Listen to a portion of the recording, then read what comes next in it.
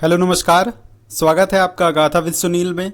आपने अगर अभी तक गाथा विद सुनील को सब्सक्राइब नहीं कर रखा है तो कृपया सब्सक्राइब करिए गाथा विद सुनील को।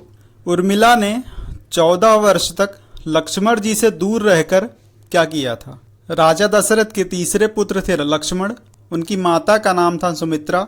लक्ष्मण जी के लिए राम ही माता पिता, गुरु, भाई सब कुछ थे और उनकी आज्ञा का पालन करना ही उनका मुख्य धर्म था। वह उनके साथ सदा छाया की तरह रहते थे। भगवान श्री राम के प्रति किसी के भी अपमान सूचक शब्द को वे कभी भी बर्दाश्त नहीं करते थे। वास्तव में लक्ष्मण का वनवास राम के वनवास से भी अधिक महान है। 14 वर्ष तक पत्नी से दूर रहकर उन्होंने केवल राम की सेवा को ही अपने जीवन का ध्येय बनाया था। वाल्मीकि रामायण के अनुसार उर्मिला जनक नंदिनी सीता की छोटी बहन थी और सीता के विवाह के समय ही दशरथ और सुमित्रा के पुत्र लक्ष्मण को ब्याही गई थी। राम और सीता के साथ लक्ष्मण भी वनवास को जाने लगे तब उनकी पत्नी उर्मिला ने भी उनके साथ जाने की जिद की थी, परंतु लक्ष्मण जी ने उन्हें यह कहकर मना कर दिया था कि अयोध्या के राज्य को और माताओं को उनकी आवश्यकता है। उर्मिला के लिए यह बहुत कठिन समय था और ऐसे में जबकि वो नववधू थी और उनके दाम्पत्य जीवन की शुरुआत तो अभी ही हुई थी। लक्ष्मण के वनवास जाने के बाद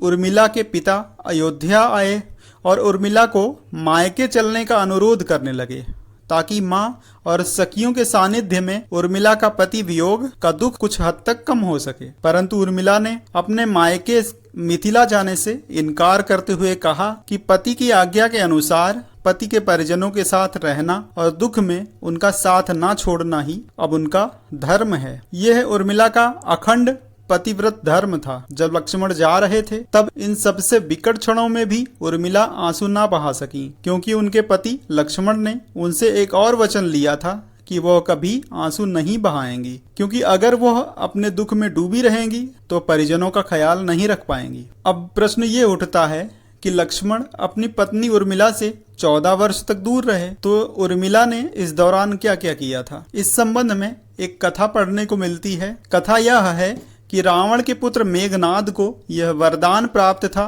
कि जो व्यक्ति 14 वर्षों तक सोया ना हो वही उसे हरा सकता है। हालांकि लक्ष्मण अपने भाई श्री राम और भाभी सीता की सुरक्षा में और सेवा में इतने लगे रहे कि 14 वर्ष तक सो ही नहीं पाए। कथा के अनुसार उनके बदले उर्मिला 14 वर्ष तक सोती रही। रावण के वध के बाद श्री राम, सीता और लक्ष्मण वापस अयोध्या लौट आए और वहां प्रभु श्री राम के राजतिलक की तैयारी होने लगी। उस समय लक्ष्मण जोर जोर से हंसने लगे। जब लक्ष्मण से इस हंसी का कारण पूछा तो उन्होंने कहा कि सारी उम्र उन्होंने इस घड़ी का इंतजार किया था कि मैं अब राम का राजतिलक देखूंगा, लेकिन अब उन्हें निद्रा देवी को दिया गया वचन पूरा करना होगा जो उन्होंने वनवास जाने से पहले दिया था। दरअसल निद्रा ने उनसे कहा था कि वह 14 वर्ष के लिए उन्हें परेशान नहीं करेंगी और उनकी पत्नी उर्मिला उनके स्थान पर सोएंगी। निद्रा देवी ने उनकी यह बात एक शर्त पर मानी थी कि जैसे ही वो अयोध्या लौटेंगे उर्मिला की नींद टूट जाएगी और उन्हें सोना होगा।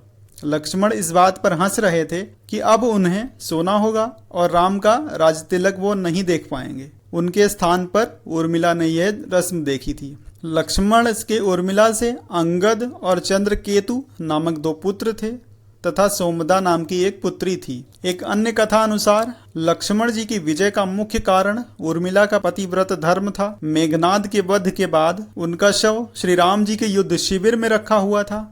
उस शव को मेघनाद की पत्नी सुलोचना लेने आई थी। पति का छिन्न शीश देखकर सुलोचना का हृदय बहुत द्रवित हो गया था और वो रोने लगी थी। रोते रोते उसने पास खड़े लक्ष्मण जी की ओर देखा और कहा कि सुमित्रा नंदन, तुम भूल कर भी गर्व मत करना कि मेघनाद का वध मैंने किया है। मेघनाद को धराशायी करने की शक्ति विश्व में किसी के पास नहीं थी। यह तो 2 प्रतिव्रता नारियों का भाग्य था। अब आप ये सोच रहे होंगे कि निद्रा देवी के प्रभाव में आकर अगर उर्मिला 14 वर्ष तक सोती रहीं तो सास और अन्य परिजनों की सेवा करने का लक्ष्मण को दिया हुआ वचन उन्होंने कैसे पूरा किया? तो इस प्रश्न का उत्तर यह है कि सीता माता ने अपना एक वरदान उर्मिला को दिया था और इस वरदान के अनुसार उर्मिला एक साथ 3 कार्य कर सकती थी। उम्मीद करता हूँ गाथा विद सुनील की ये गाथा आपको पसंद आई होगी।